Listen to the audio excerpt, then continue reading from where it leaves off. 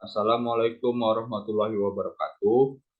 Perkenalkan, nama saya Muhammad Akmal Nasir dengan NIM 010314822017.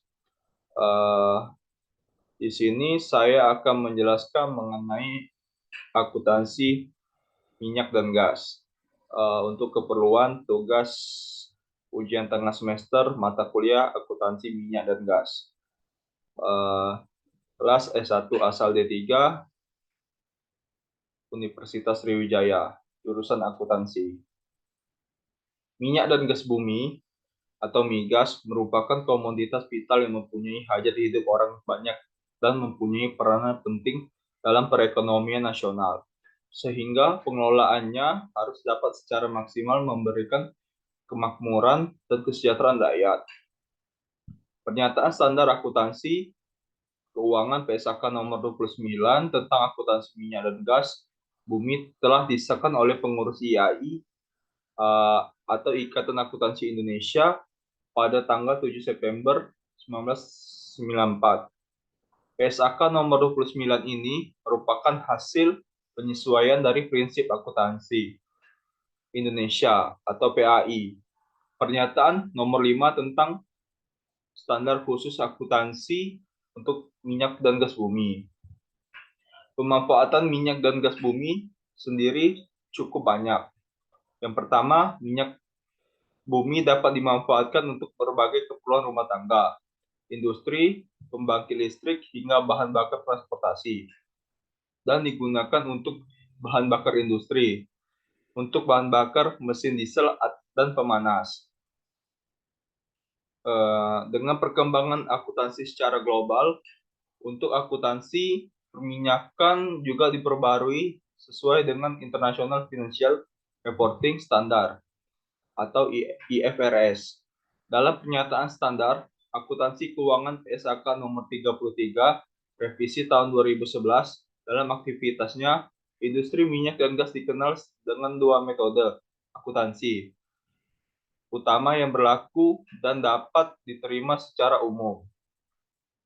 Menurut PSAK nomor 29, yaitu metode full cost FC dan metode successful efforts. Dalam metode full cost, semua biaya yang terjadi dalam rangka memperoleh hak dan penguasaan eksplorasi dan perkembangan dikapitalisasi. Pada saat terjadinya, biaya hak penguasaan dan eksplorasi yang ternyata gagal, menemukan cadangan minyak dan gas bumi dianggap merupakan biaya yang tidak dapat dihindarkan. Dengan demikian, metode full cost mengkapitalisasi semua biaya yang dikeluarkan, termasuk biaya eksplorasi yang tidak berhasil menemukan cadangan, menunggu sampai mendapatkan cadangan minyak dan gas bumi. Sedangkan perlakuan akuntansi dalam metode successful effort, semua biaya eksplorasi suatu cadangan minyak dan gas bumi untuk sementara dikapitalisasi. Sampai pada suatu saat diputuskan bahwa eksplorasi minyak dan gas bumi tersebut gagal atau tidak komersil. Akuntansi minyak dan gas atau oil and gas accounting merupakan bagian dari akuntansi yang mempunyai perbedaan dengan akuntansi untuk perusahaan manufaktur. Komoditas ekspor minyak dan gas. Indonesia memiliki sejumlah komoditas ekspor migas yang unggul di pasar global. Melansir CNN, ada 3 komoditas unggulan minyak dan gas Indonesia. Yang pertama, minyak mentah. Yang kedua, hasil minyak dan gas. PT Pertamina sebagai perusahaan BUMN yang bergerak di bidang minyak dan gas bertugas sebagai pengekspor produk migas Indonesia. Contoh komoditas ekspor migas antara lain Aptur, Pelumas, Marine Fuel Oil atau MFO, High Speed Diesel, HSD, dan lain-lainnya. Klasifikasi produk industri migas, minyak dan gas untuk mendapatkan manfaat secara optimal dari minyak dan gas bumi. Para ahli melakukan sejumlah pengolahan yang telah disesuaikan dengan kebutuhan. Berdasarkan kebutuhan itu, muncul beberapa klasifikasi yang penting untuk membedakan tipe minyak dan gas bumi yang dijadikan produk siap pakai. Dalam industri migas ada 5 klasifikasi produknya, yaitu yang pertama, kondensat. Kondensat adalah minyak mentah yang bersifat ringan. Gas bumi ini memiliki jenis hidrokarbon yang merupakan produk ikutan dari sumur gas. Kondensat memiliki kandungan gas bumi dan jumlah yang sangat besar. Yang kedua, klasifikasi gas kering merupakan fluida yang berada di dalam sebuah reservoir dalam bentuk fase gas yang kemudian tetap dalam kondisi gas ketika dialirkan. Gas alam dianggap kering ketika terdiri dari hampir 100% metana murni. Yang ketiga adalah klasifikasi gas basa. Gas basa merupakan gas bumi yang hampir seluruh komposisinya molekul. Biasanya kandungan metana gas basa berkisar antara 80% hingga 90%. Selain metana, kandungan gas basa adalah etana, pronana, butana, dan komponen lainnya. Klasifikasi yang keempat adalah minyak ringan. Jenis minyak bumi ini berasal dari hasil sulingan minyak bumi. Minyak bumi yang melalui proses penguapan dan pengembunan pada tekanan atmosfer akan menghasilkan minyak ringan. Kandungan kadar dari logam dan belerang dalam minyak rendah. Selain logam dan belerang, minyak ringan hanya memiliki sedikit kandungan gas bumi. Klasifikasi yang terakhir adalah minyak berat. Minyak berat adalah minyak mentah dengan komposisi hidrokarbon berat yang besar. Gas bumi dalam minyak berat sangat sedikit. Bahkan kandungan gas bumi kadang tidak ada sama sekali. Dari kelima pengklasifikasian produk industri itu, minyak dan gas bumi selanjutnya diolah menjadi produk siap pakai untuk kebutuhan kita sehari-hari. Produk siap pakai itu misalnya untuk LPG, pupuk, tinta, cat, plastik, petrokimia, bahan bakar diesel, minyak tanah, dan lain-lainnya. Perusahaan migas pada umumnya memiliki 9 divisi penting. Kesehatan, keselamatan, keamanan, lingkungan. Yang pertama, teknisi, rekayasa, teknologi, sumur, proyek, jual beli, komersial, infrastruktur bisnis atau sistem bersama. Industri migas atau perminyakan bukan sebuah industri baru.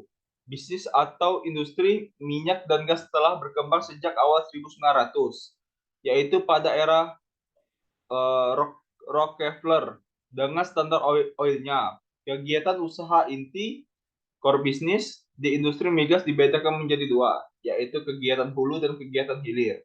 Kegiatan hulu industri migas meliputi eksplorasi, pengembangan lapangan migas, produksi atau eksploitasi, dan pengangkatan lifting.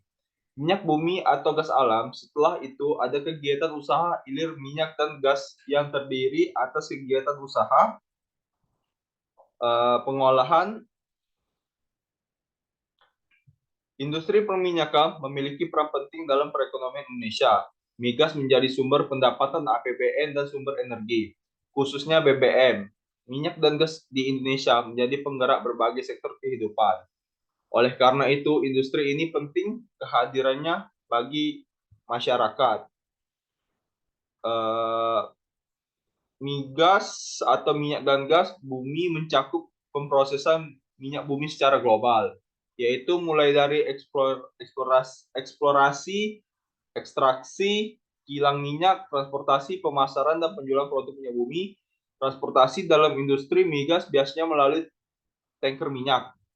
Apabila dilihat dari total pendapatannya, proses produksi, distribusi, penggilingan, dan penjualan minyak bumi merupakan industri paling besar di dunia. Di Indonesia, hampir seluruh kegiatan eksplorasi migas dilakukan oleh kontraktor minyak. Industri migas bersifat industri global, penuh resiko dan juga mahal karena membutuhkan biaya yang besar.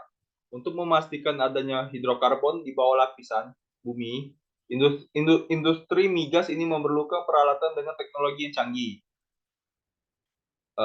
Yang selanjutnya, ciri-ciri tanah yang mengandung minyak bumi adalah yang pertama, tanah terdapat batuan induk yang mengandung material organik dan batuan tersebut yang akan berubah menjadi minyak dan gas. Yang kedua, tanah terdapat jalur migrasi minyak dan gas atau migration path yang telah melalui terbentuk pada batuan induk kelapisan batuan reservoir.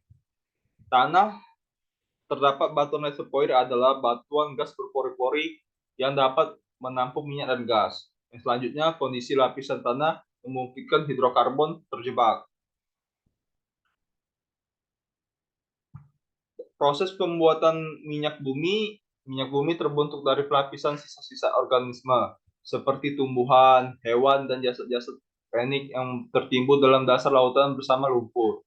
Selama jutaan tahun, lumpur tersebut kemudian berubah menjadi batuan sedimen dan sisa-sisa organisme, mengalami peruraian menjadi minyak dan gas di bawah tekanan dan suhu tinggi.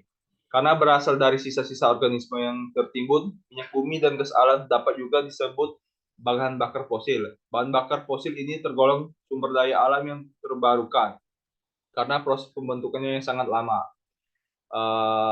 Selanjutnya, komposisi minyak bumi. Minyak bumi adalah campuran sebagai senyawa sekitar 90-97% terdiri dari senyawa hidrokarbon. Hidrokarbon yang terkandung dalam minyak bumi terutama dalam alkana, sedangkan sisanya adalah alkana, alkuna, dan senyawa aromatik. Komponen lainnya adalah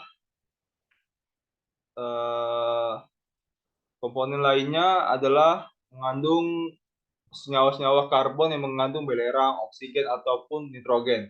Sedangkan gas alam sebagian besar terdiri dari alkana sebagai suku rendah, dengan metana sebagai komponen utamanya atau terbesar. Selain alkana, terdapat gas lain seperti O2, N2, CO2, H2S, ataupun gas mulia seperti helium dengan jumlah yang sangat sedikit. Berdasarkan literatur terkait industri minyak dan gas bumi pada tahap eksploitasi dan produksi atau upstream, industri hulu migas, terdapat 4 elemen.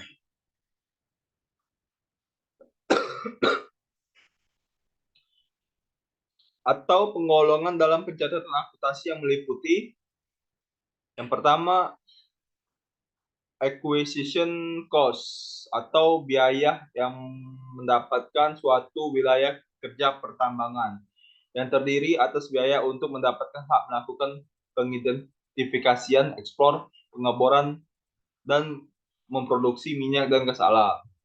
Yang kedua, exploration cost atau biaya eksplorasi yang terdiri dari exploring property. Aktivitas eksplorasi ini merupakan aktivitas mengidentifikasi dan menguji apakah di suatu wilayah kerja pertambangan memungkinkan adanya cadangan minyak dan gas alam termasuk ke dalam biaya-biaya sumber eksplorasi.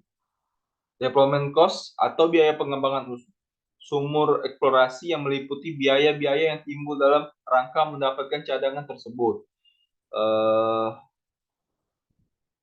Terbukti untuk dapat diproduksi. Biaya-biaya yang timbul dalam tahapan ini antara lain biaya pembuatan fasilitas untuk kegiatan extracting, treating, dan storing dari minyak gas. Production cost meliputi biaya-biaya pengangkatan minyak dan gas dari dalam bumi ke atas permukaan dan fasilitas pengumpalan, pemisahan, dan penyimpanan dari minyak dan gas bumi tersebut. Sekian penjelasan saya mengenai akuntansi minyak dan gas. Apabila ada yang kurang, saya mohon maaf. Terima kasih. Wabillahi taufiq wal hidayah. Wassalamualaikum warahmatullahi wabarakatuh.